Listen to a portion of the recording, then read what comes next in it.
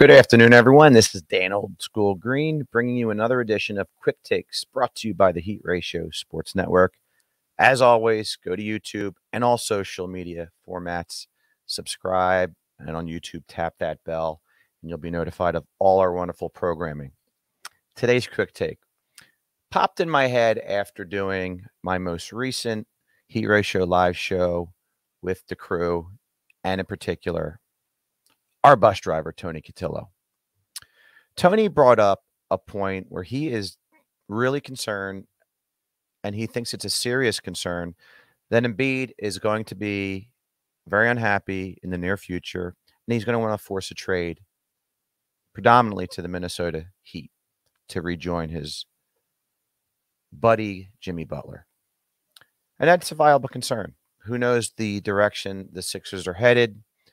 Are we happy with Harden opting in? Of course not. And God forbid the Sixers give him a long-term contract. And Embiid's a smart guy. He knows what he saw is the same thing that we all saw. So who knows what this team looks like? Embiid, I think, is coming to the realization his window is closing. So is he going to become that unhappy player, that next Charles Barkley? Now, Barkley was on a horrible team. They were just a deplorable team when he was forcing his hand back in the day. I contend as long as you have a healthy Embiid, you're always going to be a 50-win ball club and a 1-4 seed in the playoffs. Healthy Embiid is also part of this equation for this unique quick take. I want Embiid to be a lifelong Sixer. I love him. I think he's a freak athlete. He's a generational talent.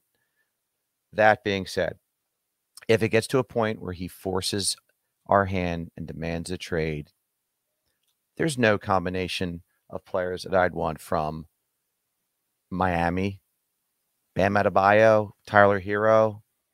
That's really it. Not for Embiid. So it got me thinking, what type of scenario out there would be acceptable for me? Well, I threw this at the guys after our show, and they were all intrigued by it. What if we, again, this is total hypothetical, total if that conversation happens where Embiid marches into the office and says, I want out. You know, the Sixers don't want any more drama after what they went through this past year. This is a total gun to the head scenario. I would consider and jump all over a Embiid, Thybulle for Karl Anthony Towns and Anthony Edwards. Anthony Edwards, of course, to me, is the more exciting player in that deal. And Cat, listen, there's three dominant centers in this league: Embiid, Jokic, and Karl Anthony Towns. I'm not considering Giannis a center. He's just he is a freak, but he's a power forward. So the three elite centers in the modern NBA are Embiid, Jokic, and Cat, in that order. So that would be the trade I would love to see happen if gun to head scenario took place. Now you might say, why on earth would Minnesota do that? Well,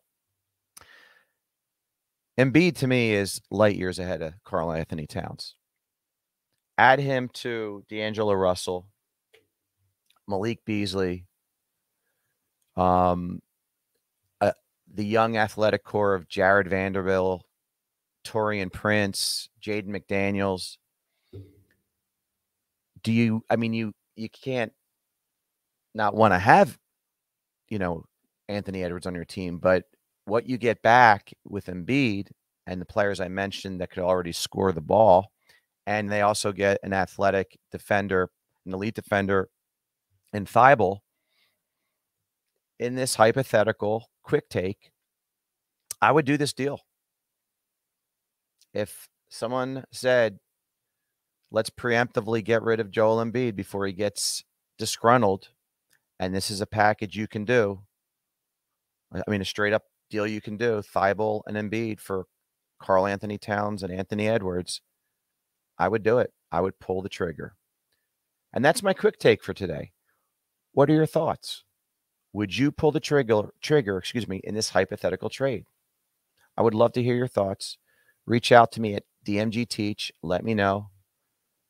And I would love to hear your thoughts. Again, I wouldn't push for this. This is all hypothetical if we knew JoJo was disgruntled. On behalf of the Heat Ratio Sports Network, again, I'm Dan Green. Till next time, enjoy the NBA playoffs, the NHL playoffs, and sports in general. Talk to you next week, everyone.